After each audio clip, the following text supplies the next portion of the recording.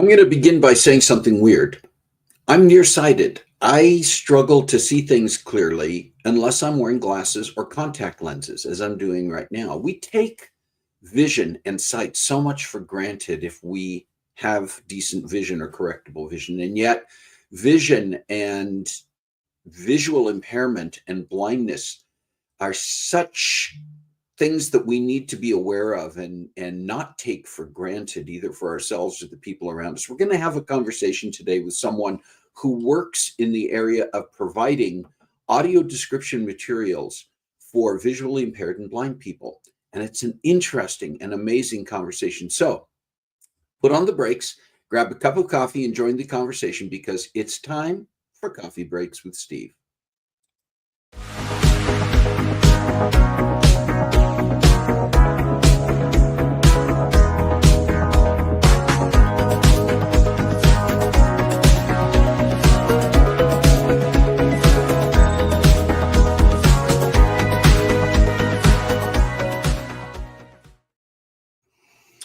Well, welcome to Coffee Breaks with Steve. I'm Steve Glavin, and this is the show where we come together around our virtual coffee table each week and join the conversation to chat about interesting topics with amazing guests. If you're joining us for the first time today, welcome. And if you've been with us before, welcome back. It is good to have you here. It's been a busy last few weeks, actually, for me. I'm curious how everybody's doing. You know, we're definitely getting into springtime, which means that we can have those days that the sun comes out and it gets quite warm, as it did here yesterday. And then it turns around and we get overcast and clouds and sometimes thunderstorms. We're in that sort of unsettled season of the year. So how are you doing? And how's the weather where you're at? How are things going on? I see Rick is here. Good morning, Rick. Ciao, Kathy. It's good to have you both here. If you are here, do what some of our viewers are doing. Say hello in the chat so we know that you're here. When we get to our conversation with our guest today, make sure that you're part of that conversation.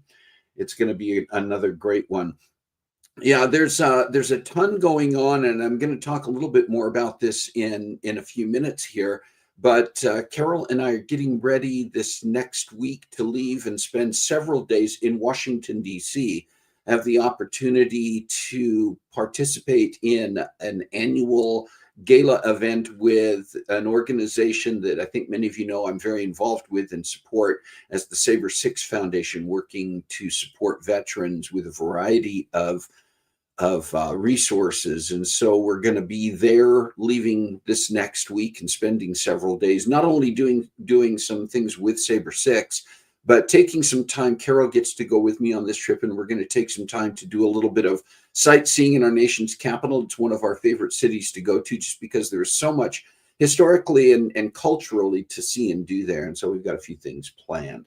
But maybe we'll talk a little bit more about that as we talk about our sweet and savory, because we're actually going to talk about some things coming up in the next couple of weeks, not just the next week, because we will be gone next week, which includes the weekend. And so the first one I want to talk about is a story I came across about Taylor Guitars and another company located in Taylor Guitars is a guitar manufacturer. I need this. I can tell my throat is already wanting to frog up. Hang on.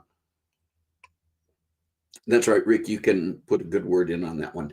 But Taylor Guitars is a guitar manufacturing company located in San Diego, California. Griffin Strings is a guitar and stringed instrument reseller and restorer located in Palo Alto, California. And station KPIX, which is the CBS affiliate in San Francisco, did a story that both of these companies have been long focused on sustainability, on preserving forestation, and doing a variety of things in the state of California, around the country, and really for Taylor Guitars around the world, to make sure that that forests are not wasted, are not unnecessarily cut down, and that wood that sometimes would just be tossed away is being utilized. You're going to hear a little bit more about it in this story, again, from KPIX, the CBS affiliate in San Francisco. Griffin Stringed Instruments in Palo Alto is legendary. In the back, experts carefully repair and restore vintage instruments. In the front, the staff sells all kinds of high-end guitars that will last for generations. It's a spruce top. Among the brands, California's Taylor Guitars, co-founded by a true maverick who learns from the past to embrace the future, especially when it comes to ebony. Bob Taylor has been really good in getting ebony, how we think of ebony and the use of ebony changed. Ebony is the wood used to make fretboards and bridges. Years ago, on a trip to Cameroon in West Africa, Bob learned only a fraction of ebony trees contain, at its center, the traditionally coveted black wood. What do you do with an ebony tree you cut down? You look and you see brown streaks in it. They go, well, we just leave it there, walk away, because nobody can use it. I go, how many trees are like that? Oh, maybe one black tree for 6 that we cut down, sometimes 10. Is that the same with you? Sir. Yeah. Is that the same with you? Yes. How about you? Yes, that's the landscape out there. I go, okay, well, we'll buy the wood that has the color in it. They go, but sir, you can't sell that wood. I mean, they're used to decades, a century of only black wood. And so are the consumers. And he said, but sir, you can't make a guitar with that wood. And I go, well, now we can. And like, what do you mean? I go, well, if you buy a Taylor guitar, that's the wood you're going to get. In 2014, Taylor put variegated ebony fingerboard on their most high-end guitars. Mechanically, it's just as good as black ebony. It's only an aesthetic difference. So when Bob Taylor found out that they were cutting ebony trees in the Congo Basin and leaving them on the forest floor if they weren't jet black, then Taylor introduced the variegated ebony. It's a reflection of Bob Taylor's wishes. Bob has the ability to see change coming, and he understands that we just had our 50th anniversary. He wants to be around for another 50 years. And if we want to be around in another 50 years, we really need to start paying astute attention to the natural resources that our industry has relied upon for hundreds of years. And that resource is changing tremendously, and we really need to be paying attention. In addition, Taylor launched the largest, most successful ebony planting project in Africa, making the wood more sustainable and offering employment for hundreds of locals.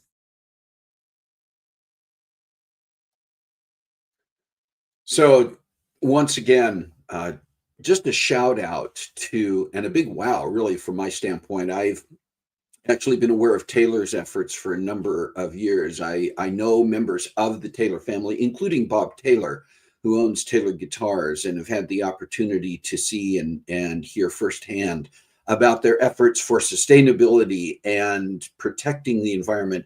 And even in areas like Cameroon, bringing new jobs in places where the jobs were disappearing because of what they're able to do over there. So big shout out to both Taylor and to Griffin Strings on that work. And I hope you enjoyed that. Again, credit to KPIX, the CBS affiliate TV station in the San Francisco area.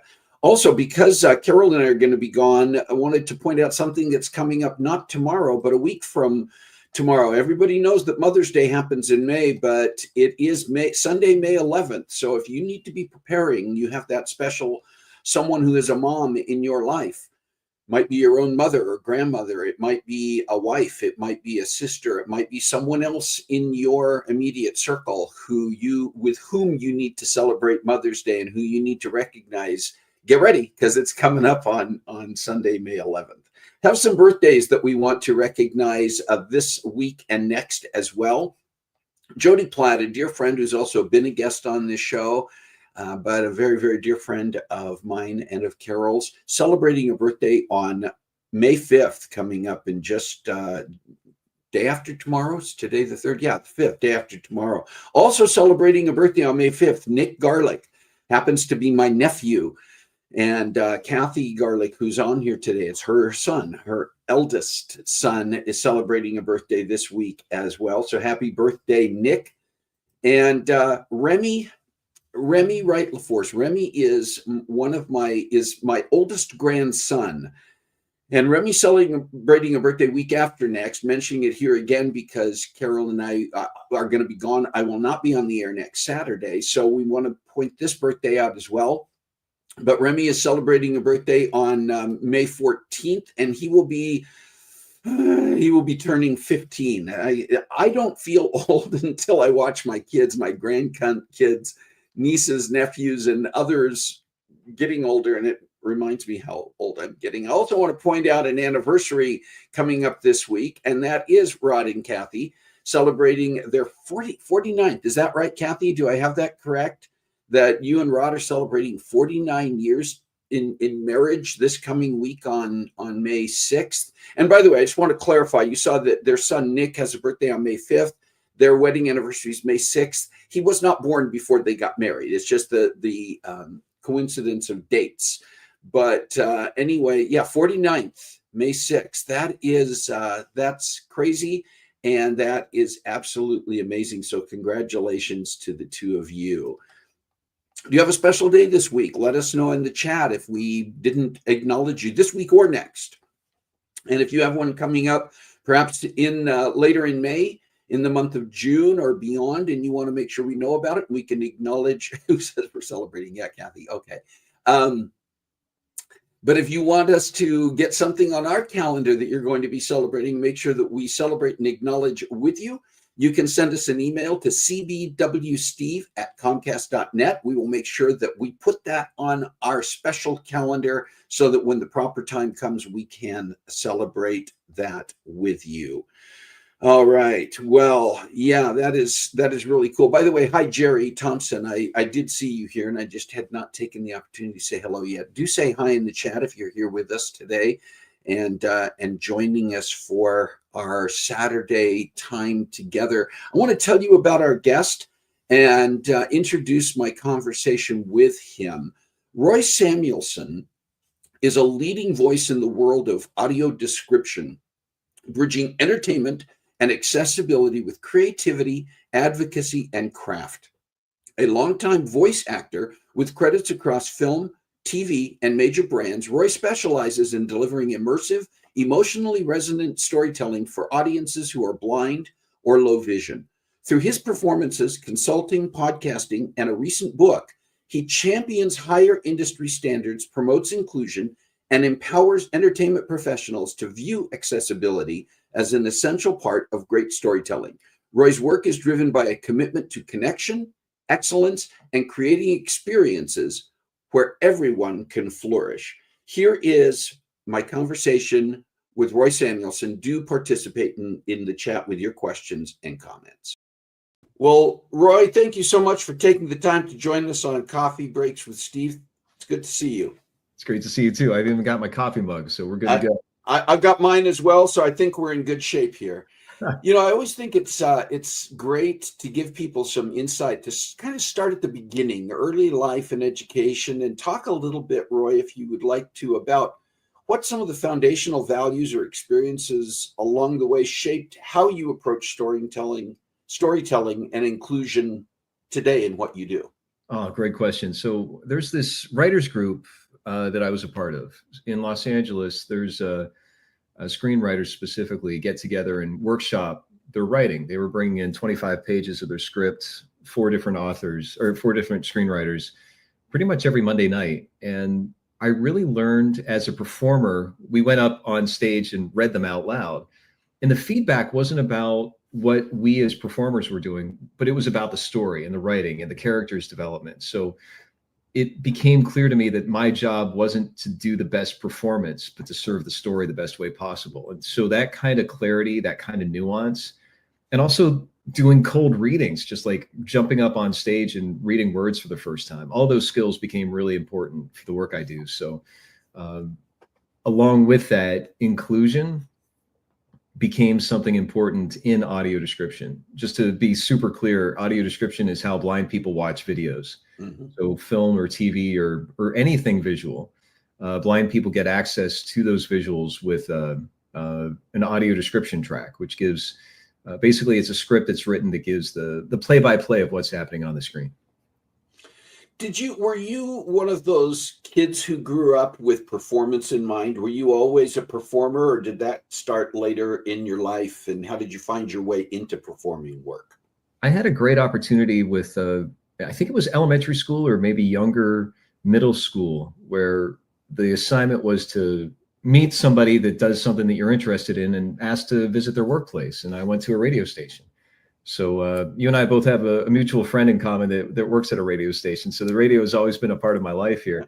But I find it really interesting that this experience has stuck with me decades later, where I think about how the DJ like angled the microphone at a certain place so he didn't pop his peas, and so how I still use that experience of really seeing how it was done lit something up about me on the experiential side, not necessarily the audience side, because I couldn't see the audience. It was just a microphone. But knowing that was going out there and that message was going out in a way that worked, that was pretty profound.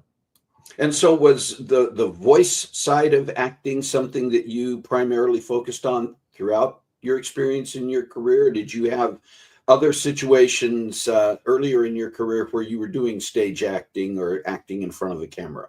It was definitely stage and in front of the camera, specifically in college in my earlier years.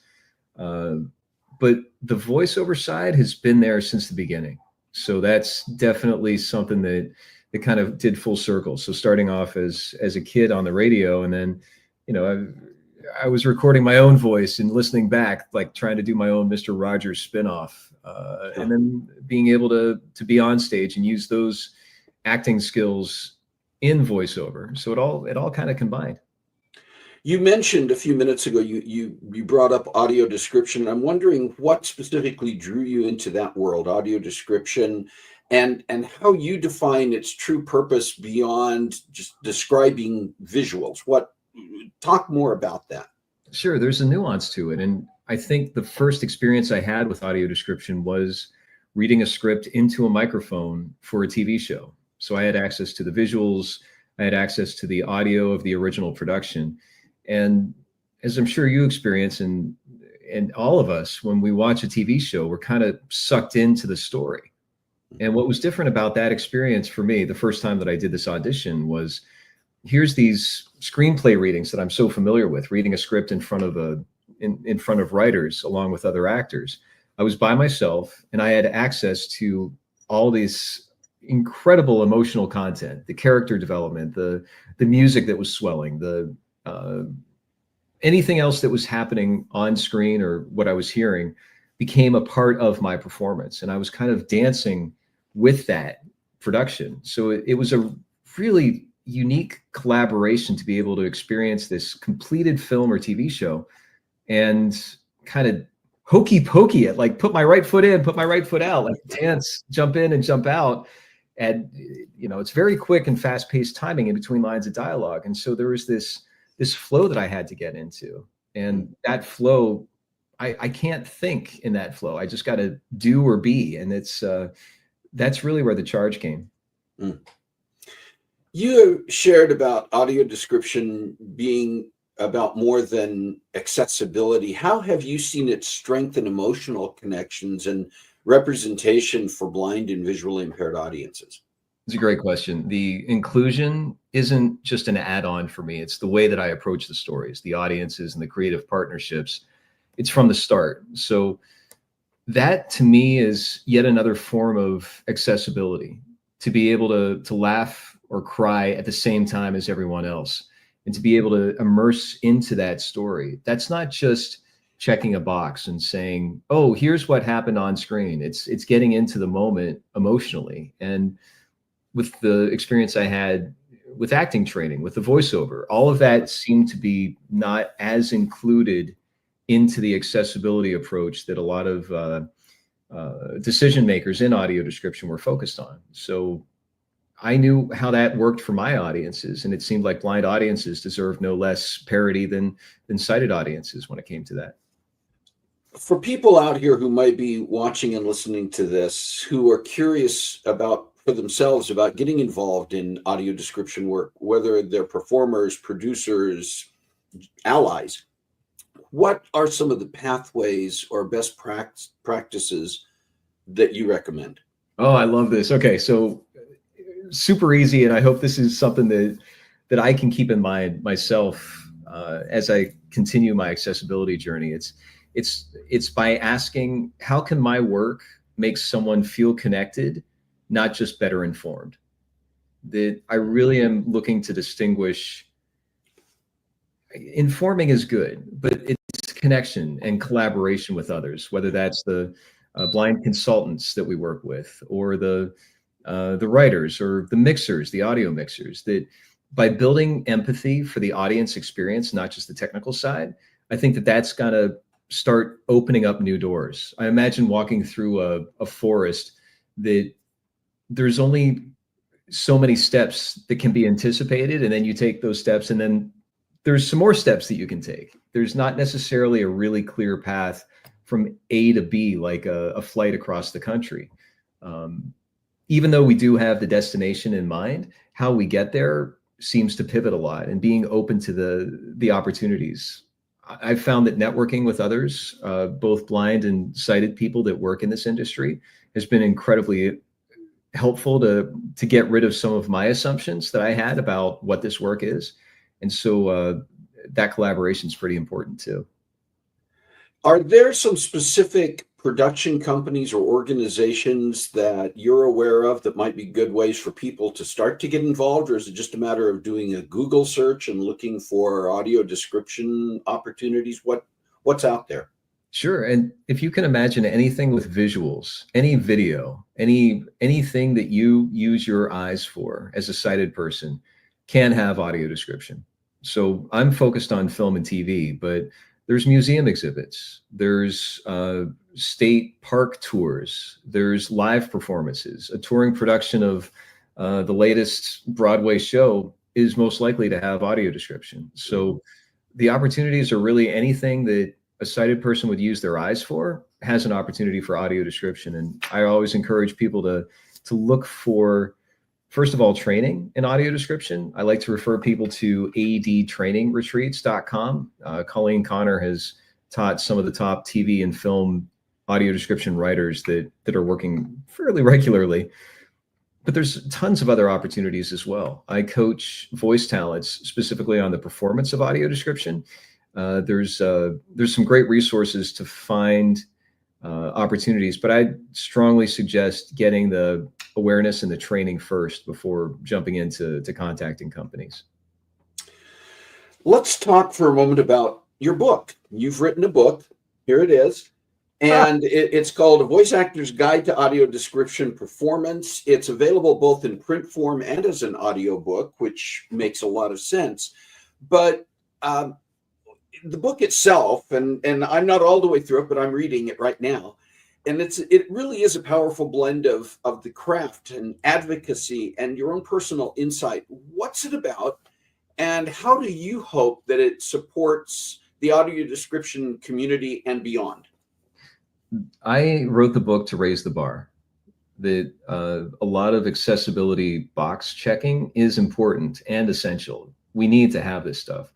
But I found that there were some opportunities in audio description where that minimum bar became the maximum.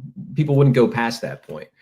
And I saw so many places where the creativity and the craft of different, specifically on my side, the voice talent could bring more work and more accessibility in ways that we haven't really thought of before. So I wanted to bring some empowerment. I wanted to bring why excellence matters. I wanted to talk about professionalism and how that helps support blind audiences, as well as make this work even better, and also make some bridges emotionally that when it comes to accessibility, this book is a love letter to anyone who believes that accessibility deserves artistry. And so while it's focused on audio description for blind people, I see some spillovers to other areas too. That artistic side is something that can contribute to accessibility being the best it can be, and why that I wanted to make it a guide, not just for performers in audio description, but also for production teams who want to make this the best that they can be. So what's next for you? Maybe talk a little bit about some things you're currently working on, and maybe what's coming up in the future, and how some of those current and future projects are going to help you flourish creatively and professionally. Oh, nice. Yeah, that flourishing is the word of the year this year. Last year was space, like having space, Yeah. and now flourishing to me means having a, I've got plants everywhere. There's a plant over my left shoulder here that seems to be pretty happy right now. That it wasn't overnight. It like I can't reach into the soil and pull out these green leaves. It's got to be nourished. It's got to be watered. It's got to be having the sun, and most of all, it's got to be having time to do what it needs to do. And I'm a very impatient person. So flourishing to me is actually taking that step back to not rush things and allow things to blossom naturally. So with that in mind, I'm doing some audio description on some titles that I'm really excited about. The Last of Us season 2 is out on HBO Max, and I performed the voiceover for the audio description. What's notable about that particular show is that we have credit for the quality control professional, Serena Gilbert, that she is now actually in the audio description track being credited. And that's unprecedented of a TV show of that scale to have that kind of credit. So sharing why that message matters, to say crediting people that work in this industry helps show the work that gets put into it. So I'm going to expand my consulting and coaching to help production companies deliver great, not just required accessibility. And I want to build those bridges between traditional entertainment and audio description. There seems to be a silo, a separation between the two, and how entertainment and audio description can work together. So that, yeah, it's there's some creativity here. There's collaboration. There's some financial sustainability that's helping other people do the same thing. We want to lift up all ships here. Roy, you have been a connector and an influencer in the audio description space through your podcast, your book, your consulting. What do you wish more people in entertainment did understand about this work? Audio description is not an afterthought. It's this creative narrative art form that it does require emotional intelligence. We've talked about excellence before. I think there's a professionalism that needs there, and also some intentionality. That there's a strategy might sound a little too corporate-y, but to really deliberately step into this space with, hey, I want blind people to experience whatever visuals that we're talking about here. What does that look like? And it's connecting with blind people. So I think if people understood that audio description is not a charity, oh, look how grateful the blind people should be for this great gesture that we're doing. That attitude doesn't feel right. If we talk about audio description as craftsmanship, it's not just meeting this requirement, but making the audience, not making the audience, let me say that differently. It's meeting the audience where they are and giving them the dignity that sighted audiences have as a given. That would be great for understanding AD. It occurs to me that closed captioning for the deaf and the hearing impaired has been around for a long, long time and has now just become a part of the norm. Yes. We give it's a second. I mean, we don't think about it as being an add-on. It is simply something that is made available. And it seems to me from what you're saying that we need to continue to advocate and work for the place where audio description becomes just as commonplace in all areas of media and communication. I love it. And that parallel is so important, to be able to see how deaf people have advocated for themselves. With blind people, there's also some, people are so familiar with closed captioning that can feel like, oh yeah, like it's closed captioning, right? And somebody shared this with me that I thought was really interesting, that I'm not too familiar with accessibility when it comes to deaf people, but I do know about closed captioning, and I also know about ASL, that there's signing. And there's been some notable TV shows like The Last of Us, as well as the Barbie movie that had a person who was signing, so not just reading. And I think about audio description in that context, that if you can imagine reading words in closed captioning versus seeing someone that's actually using their hands and their facial expressions to share what's happening for deaf people, I think that's a really great analogy on where audio description can go, that immersive human connection when it comes to deaf people experiencing ASL, that's what we're aiming for and what I try to apply with audio description of what that really, I'm not sure if that analogy lands with you or not, but that's where we're headed. You talked earlier about this all being a part of really storytelling, and storytelling is a huge element of what we're about on Coffee Breaks with Steve, is sharing people's stories and talking about the stories. And I just wonder, do you have any stories or moments that remind you specifically about why this work matters so much? Yeah, there's a really dear friend of mine. When I moved out to California, we could talk about anything, and it was the first time in my life where it was just effortless to be able to connect. I was a young kid, so it was a different time, but being able to talk with him about anything and everything was really important to me. And he was a chosen family. He's a brother. Towards the end of his life, he ended up losing all of his eyesight while he was going through a cancer treatment, which you can imagine was pretty emotionally and logistically and everything else really, really hard. And we had watched a TV series the year before and just laughed about it. And we were able to have that same experience for the second season. He's in the he's recovering from, or he passed away from cancer, but at the time he was going through the treatment.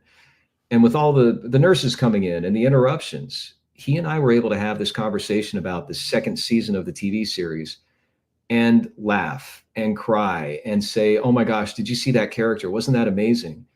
And he was completely blind. We were able to experience a season 2 of the same series without all those gaps of, wait, what happened? All we had to do was just share what we liked about it and our favorite characters. And so that connection that he and I had when we first met continued through some of the more challenging aspects of his, at the last days of his life, in a way that we didn't have to stumble through. We didn't have to wait and figure out, well, no, here's what really happened. He already knew. And that's the power of audio description. And that's, I think, where connection has meant so much to me. So as we get ready to wrap up here, Roy, I think it's important that we let people know where they can find your presence and your work online, where they can get your book, where they can find your podcast, your consulting services, and any other resources. I love it. Thank you. theadna.org is a website for Audio Description Network Alliance. That's where the podcast lives, and that's where you can find a internet movie database of audio description professionals. The podcast has over 200 some episodes interviewing blind professionals. That's called The ADNA Presents. It's on every podcast platform. And then for my own website, roysamuelson.com has my book. That's roysamuelson.com/book to find the links to get the audiobook, like you mentioned, or the print version or the digital version. And I'm also offering a lot of different approaches to audio description on a blog, some press and praise, and some other things that are happening in the audio description side. So that's the best place. And I'm on LinkedIn as well. Well, Roy, we wanted to say thank you for taking the time to join us on Coffee Breaks with Steve, for sharing so many important elements of the work that you do in audio description and why it's important, and just encourage you as a storyteller and as an advocate to keep doing what you're doing. Thanks so much, Steve. And it's great to be on your show. Thanks so much. I loved it.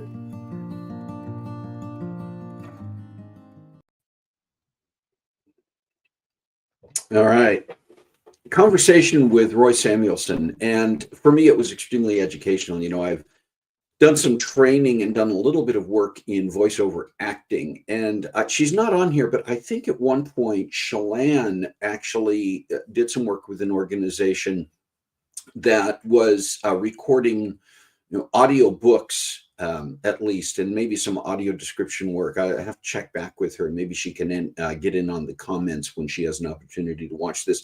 It is interesting because we do take so much of closed captioning for granted. And with audio description, we do have things available to us that we utilize very, very often, even if we do not have a visual impairment, such things as listening to podcasts, or listening to audiobooks. We'll put them on in the car. We'll put them on when we're busy doing other things, stick our earphones in.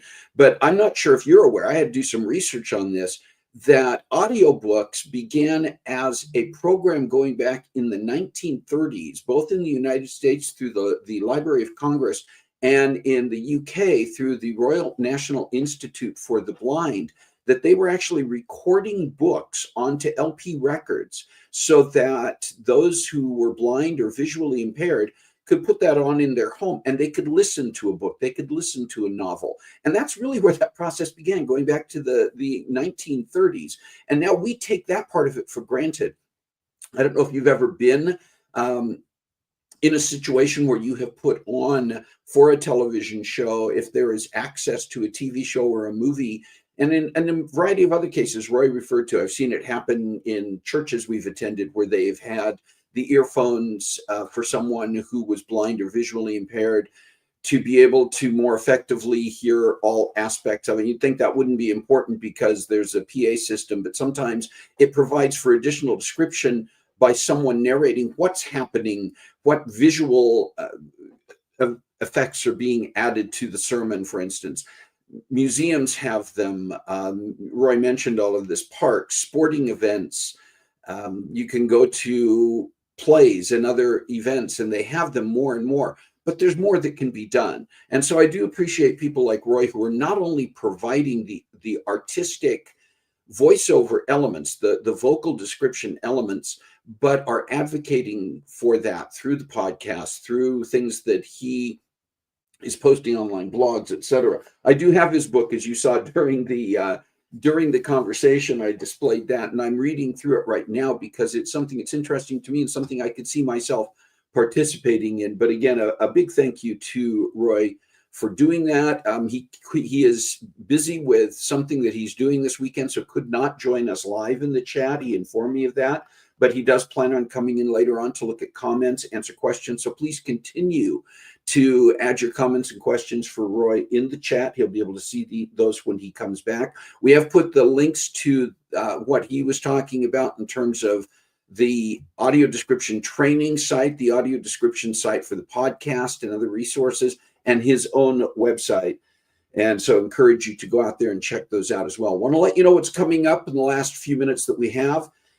In the next few weeks, I've already mentioned, not going to be on next weekend. We toyed around with that, whether to go ahead and try to do that remotely. The tough part when I'm on the East Coast to do this live, I'm at 12:30 in the afternoon on the East Coast. And if we have plans and we're doing anything related to our sightseeing or we're doing anything with another group, we're already in the afternoon. It just makes it a little bit tougher.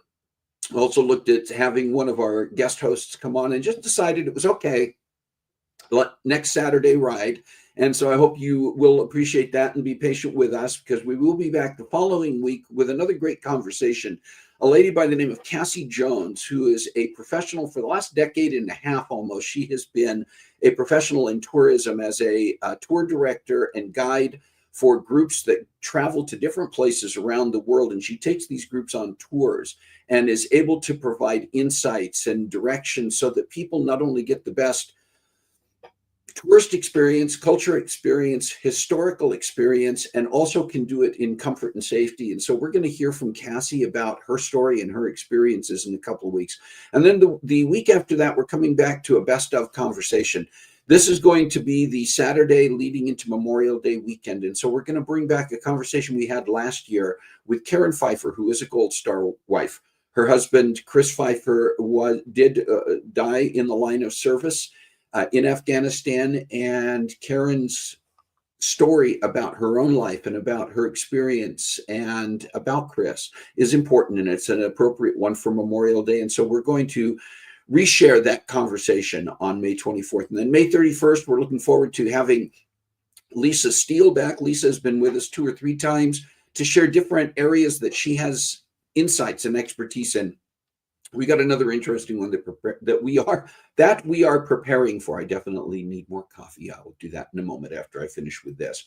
What are the topics that you would like to discuss? Who are the guests that you would like to see? Email us at cbwsteve@comcast.net with your ideas, with your introductions, with your proposals, we love to get those. I will tell you that Roy being here with us for this conversation today was because of our mutual friend, Faith Alford. When Faith was coming on the show several weeks ago, she said, you need to meet this guy and you need to have him on your show. And she made the introduction. And as a result of that, Roy and I have connected. We've had several conversations and he's joined on the show, and he and I are now connected for future opportunities as well. So know that when you make those suggestions, when you make those introductions, when you share your ideas, it does give us those prospects for the future shows.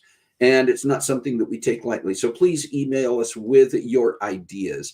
You know, as we are now into our seventh year, our seventh season of doing Coffee Breaks with Steve, we are so appreciative of the guests who come on this show, with the number of shows that we've had with guests, some of them repeats, and the number of individuals who have been willing to take time out of their busy schedules to come on, share their stories, share their projects, let us know what they're doing, and let us share it with you, is really humbling. And as well as the fact that you are here to be a part of this conversation around our virtual coffee table. So thank you so much for that.